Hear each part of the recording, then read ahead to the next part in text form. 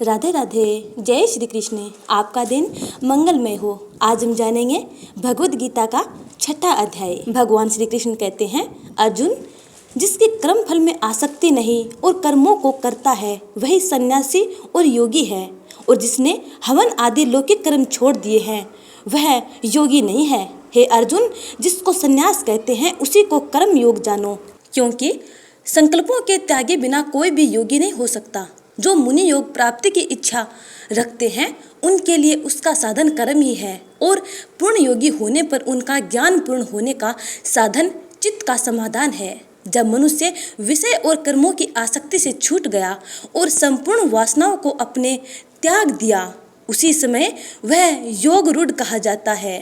आप ही अपना उद्धार कर और आत्मा को अवनत होने से रोके, क्योंकि मनुष्य आप ही अपना मित्र और शत्रु है।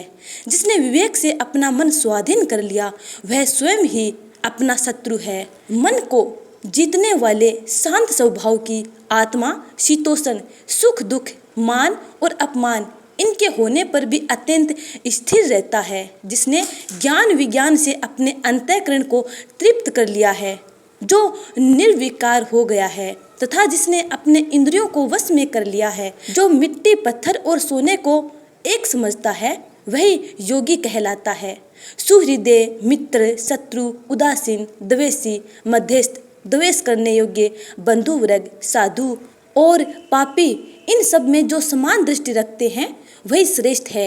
योगी पुरुष जो मन और आत्मा को अपने वश में करके वासनाओं और समस्त प्रपंचों को त्याग किसी एकांत स्थान में बैठे निरंतर चित्त को समाधि में लगाना चाहिए। योगी निर्मल स्थान में पहले कुछ उसके ऊपर मृग आदि के चर्म का और उसके ऊपर वस्त्र बिछावे। अपने आसन का स्थान ना तो ज्यादा ऊंचा हो और ना बहुत नीचा हो, उसी पर मन को एकाग्र करके चित्त इंद्रियों को रोक कर बैठना चाहिए।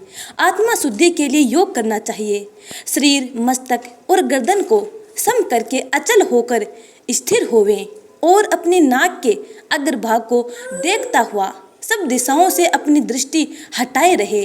भय रहित होकर शांत चित्त से ब्रह्मचर्य व्रत पालन कर मन को रोक कर मुझ में ही लीन हो मन को योग में लगाएं। इस प्रकार मन को वश में रखने वाले योगी को निरंतर योग अभ्यास करते रहने से मुझ में रहने वाला और अंत में निर्वाण पद अर्थात मेरे स्वरूप में लीन करने वाली शांति प्राप्त होती है। हे अर्जुन, जो अधिक भोजन खाता है या अनेक दिन उपवास करता है, जो बहुत सोता है या जागता ही रहता है, उसको योग नहीं प्राप्त होता।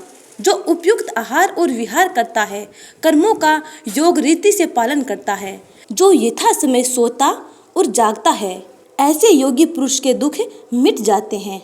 तब संयम को प्राप्त हुआ चित्त अपने आत्मा में ही स्थिर हो जाता है और सब कामनाओं से निवृत्त हो जाता है। तभी योगी पद पा जाता है। और जिस प्रकार वायु रहित स्थान में रखा हुआ दीपक चलायमान नहीं होता, उसी प्रकार योगी अपने चित्त को निश्चल रखकर उसका संयम करता है और अंतःकरण को समाधि लगाता है।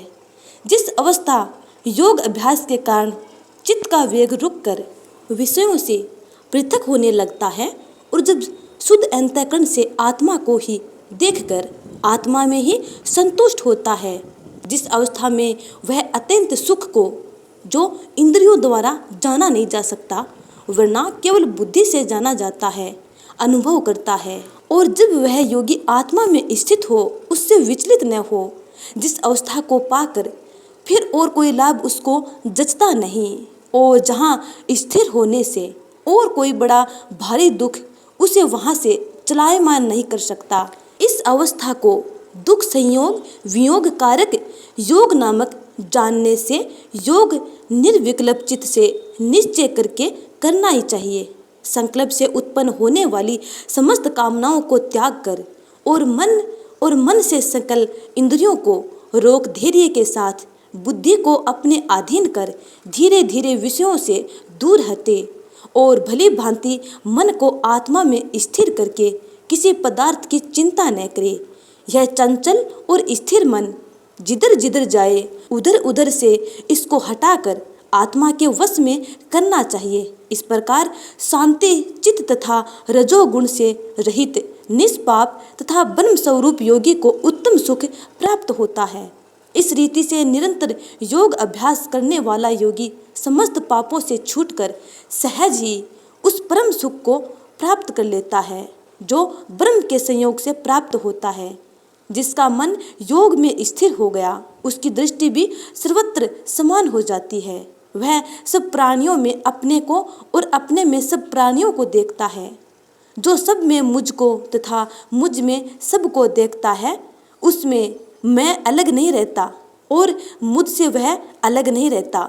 जो अभेद भाव से रहता है, प्राणियों में स्थिर मेरा मनन करता है, वह योगी चाहे जिस अवस्था में रहे मुझसे मिल जाता है। हे अर्जुन, जो समस्त प्राणियों के दुख सुख को अपने दुख सुख के समान समझता है और सबको समभाव से देखता है, वही श्रेष्ठ योगी है। अर्जुन ने कहा, हे मधुसूदन, अपने समान देखे सो मन के चंचल मन बड़ा ही हठी पराक्रमी और दृढ़ है। इसको अधीन रखना तो मुझे वायु को बांध कर रखने के समान प्रतीत होता है। श्री कृष्ण भगवान ने कहा, हे महाभाव, इसमें संदेह नहीं कि मन अति चंचल है और इसे वश में करना बड़ा ही कठिन है। तो भी हे कुंती पुत्र, अभ्यास और वैराग्य से अधीन कर लिया जा सकता है। जिसका मन वश में नहीं, उसको योग अत्यंत दुर्लभ, ऐसा मेरा मत है। परंतु मन को वश में करने वाले प्रयत्न करते रहने से उपाय द्वारा इस योग को प्राप्त कर सकते हैं। अर्जुन ने कहा, हे कृष्ण, जिसमें श्रद्धा तो है पर जो योग प्राप्त करने में सफल नहीं हुआ है और जिसका चित्त योग से विचलित हो गया है, वह योग सिद्धि नहीं पाने से किस गति को जा पहुंचता है।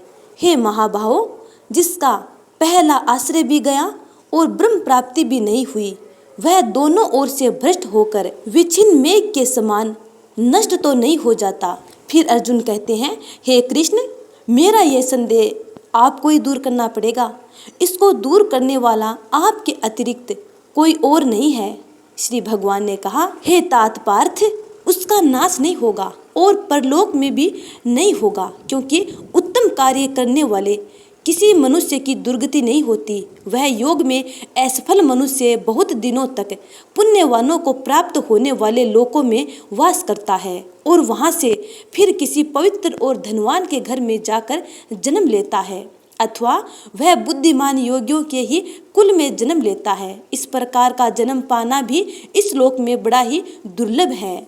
हे कुरुनंदन, यह योगियों के वश में जन्म लेकर पूर्व जन्म के बुद्धि संस्कार अर्थात आत्मा ज्ञान को पता है और उससे अधिक सिद्धि के लिए यत्न करता है। पूर्व जन्म में किए योग अभ्यास के बल से अनेक विघ्नों के पड़ने पर भी वह मोक्ष को प्राप्त होता है। योग को यदि केवल इच्छा हो तो भी पुरुष शब्द ब्रह्म के परे जा पहुंचता है।